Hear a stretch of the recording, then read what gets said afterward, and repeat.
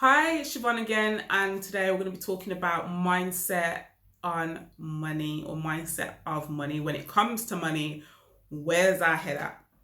Essentially, a lot of us work so hard for our money, and it's just gold. And those of us who have been broke before never want to be broke again and want to make sure, and those of us who are going through those challenges and trying to overcome them, money's just precious and you're reluctant to spend it on certain things. But I have found that people who believe that they're broke or claim to be broke can find the money to buy things like cigarettes, and can find the money to go to the cinema, and can find the money to have takeaways on a weekly basis. So to me, that's not what broke is. From now on, from now on, I want you to remember this quote, and I wish I could claim it as my own, but it's not. It's a quote by Les Brown. He's a motivational speaker. I recommend that you listen to him. He's a really, really intelligent, charismatic, very motivational man. But he says, from now on, you don't say that you are broke. You have a temporary cash flow problem. Yeah? Because if you're broke now, it's not going to be the same in like a year's time. It's not always going to be the case, essentially. So sometimes you need to change your vocabulary, because the things, I do believe, if you speak things out into existence, they become true. And so you just need to be mindful about some of the things that we say. So in terms of money, then, when it comes to property or any investing or even business, any business, you have to look at money as an investment. And by investment, you get a return on that money. So when you're investing, not paying for, not, you know, paying a fee or not cashing out, when you're not buying something, when you're investing in something, yes, you do invest a sum of money, but how much are you going to make and how much are you going to keep? Okay, so once you've worked out that investing this amount of money actually makes me this amount of money, how appealing does that become now? So it's not a case of you have earned, you've blood, sweat, and tears at work to save up 20 grand to go and buy a car, and all you're doing is you've got this liability that you've got to now put more money into it for petrol, more money into it for tax, more money into it for insurance, more money into it for MOT, servicing, breakdown cover, all that. You're putting your money into a box that is putting money back into your pocket tenfold, over and over and over and over again, right? So this is how we have to look at things when we are investing in properties. Yeah, it might be a lot of money. It might be that you're dealing with properties that have got a few extra figures on the end, a few extra zeros, but they are just zeros. If you stick to the basics and you do your due diligence, you do your calculations, you do your numbers, how much do you stand to gain?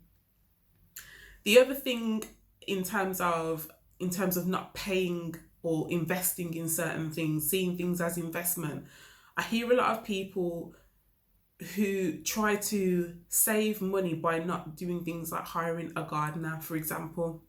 So instead of hiring a gardener to mow your lawn and maintain your garden, you would rather do it yourself, because you would rather spend the whole day making your garden look nice rather than parting with like £20, £30, £40, depending on how big your garden is, with your gardener. And to me, my time is worth more. So what would take me an entire day to sort out my lawn, it takes our gardener like a couple of hours. He's in and out, And in that 2 hours, I could be making my phone calls. I could have seen a number of properties in that time. I could have been doing the things that actually bring me revenue, which actually makes me money. Mowing my lawn is not going to make me money. So that's another thing that you have to start thinking about. What are the things that you do in the name of saving money that you could actually delegate to somebody else to do, and do the things that's going to make you grow, that's going to make you successful, that's going to get you the deals. And constantly, I've got so many more examples of this. A lot of people find it hard to part with their cash, but part with their cash for the things that actually matter.